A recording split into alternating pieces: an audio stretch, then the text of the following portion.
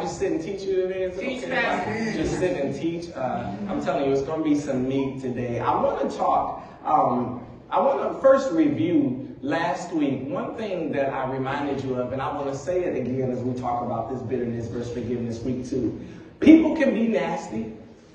People will and can cuss you out. People may betray you. People may even be, I've said it before, intimidated by you. But we must learn how to forgive.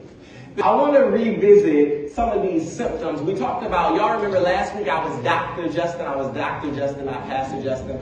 And I was talking about some of these symptoms. So I want to give you 3 new ones, but I want to review the 7 that we talked about. And the first one is you're experiencing outbursts of anger. The second one was, and y'all laughed when I said this, but you're a bit petty and impulsive. The third thing is, and this is good, you're desperate to make them feel how you feel. That's the third sign. The fourth one was, similar to 2, you're unable to refrain from your experiences. Number 5 is, you're unable to take responsibility for your feelings. Number 6 is, you're blaming everyone else. And number 7 we ended with last week was that you are sick. But the 3 that I want to introduce you to today as we move on is, number 8, you're keeping record. Your keeping record is a big sign that you're still holding on. It's like you have that list that you're just keeping track of. Hey, they did it again. They did it again. Which is against everything that God tells us. Because he said in 1 Corinthians chapter 13, the love chapter, how what we're supposed to always do is we're supposed to love. And love keeps no record of wrongdoing. Number 9 is you hate yourself.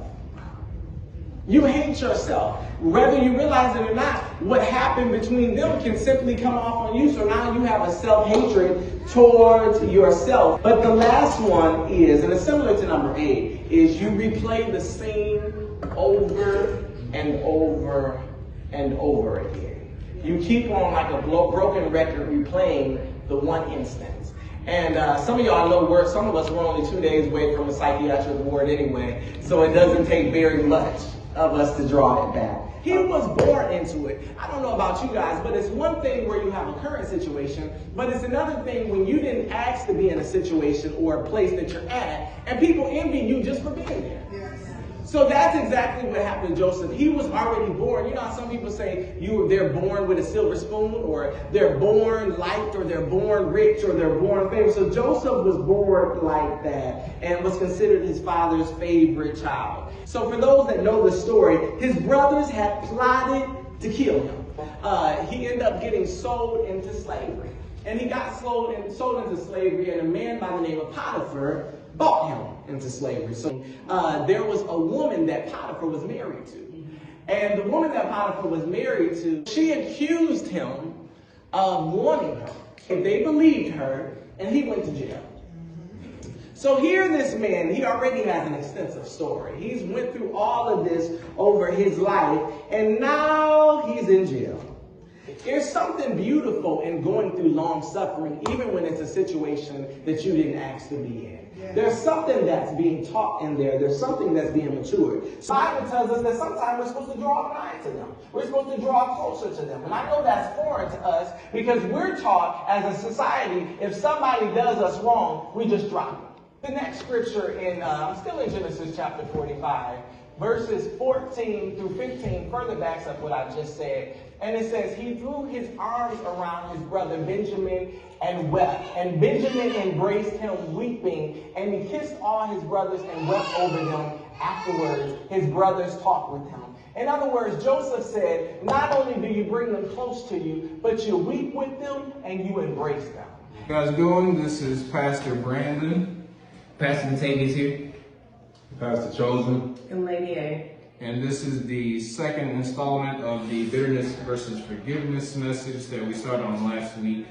And I just want to say that it was another amazing message. If you guys didn't see the first one, if you missed the second one, you definitely did not want to miss the third one. In this second message, Pastor Justin elaborated and furthered the points that he was making on last week. He added 3 more points to the 7 that he made last week. And if you fit in any one of the categories, you guys can jump in at any point with the ones that might have affected you in the past, if you've been affected by bitterness, or if you had to deal with forgiving somebody, like you keep revisiting past issues, or you're not able to forgive yourself, or you keep doing the same things over and over, you're holding on to grudges, those types of things.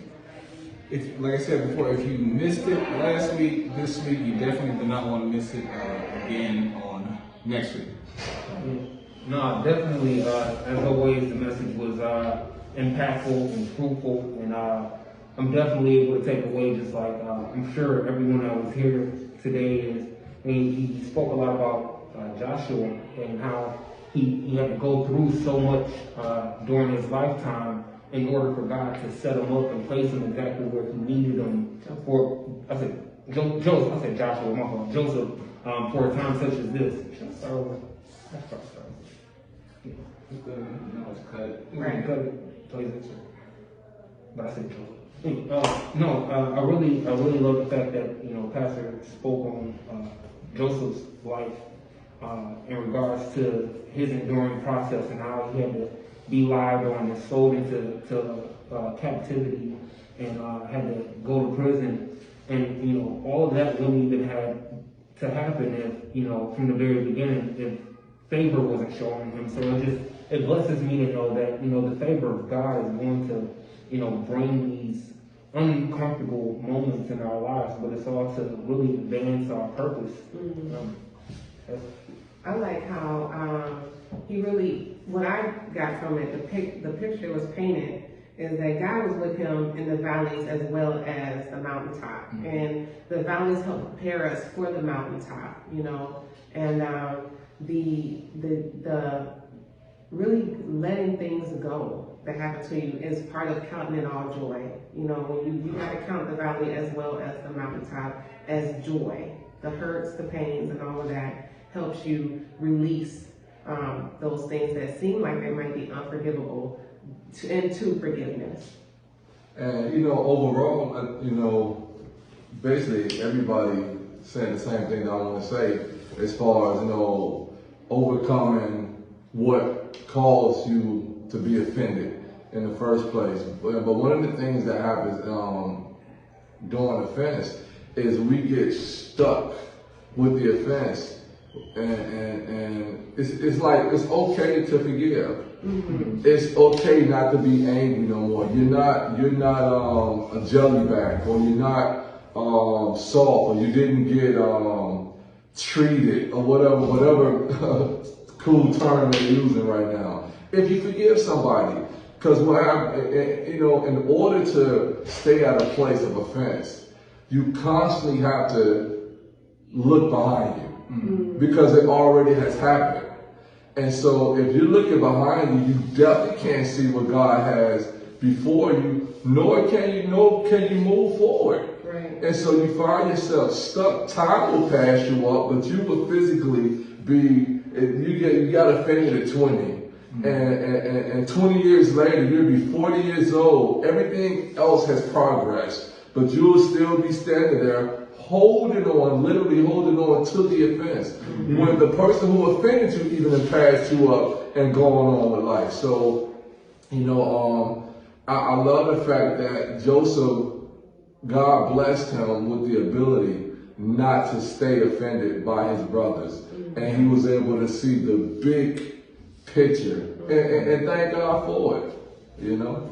One of the things that I always appreciate is when pastors make things in their lives transparent to mm-hmm. the congregation. And the pastor, Pastor Justin, he actually talked about the things in his life that actually happened to him that he had to let go. And then, from the standpoint of him being a pastor, starting this church, doing all these types of things, he recognizes that God was with him the entire time. Right. It was actually providence that he went through this, mm-hmm. because now he can actually help people who are going to go through those types of things, or who, might be going through those types of things now. And so, like I said, I always appreciate when pastors and ministers are transparent and bring their life stories into the message and make it tangible, make it relevant to modern day.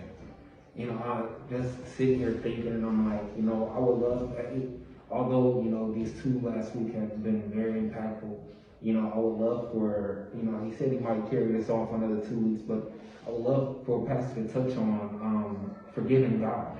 You know, I really feel like there's a lot of people that when they were younger, because God allowed things to happen, didn't cause them, but He allowed them to happen, and they yet to learn how to forgive God. You know, and so I think that'll be really nice for him to touch on. I might talk to him about that. What you think? Well, if he does, that's something you gotta stay tuned for next week. Yeah, definitely. Was there anything else? No? Awesome. Thanks again, everybody, for tuning in, and stay plugged in, stay tuned in. This is not a time for God's people to retreat or draw back or not be plugged in. You know, just like the children of Israel in the wilderness, you know, God provided, He's on the move. And so, see you next time. And when you watch it, start a watch party. That's right. Yes.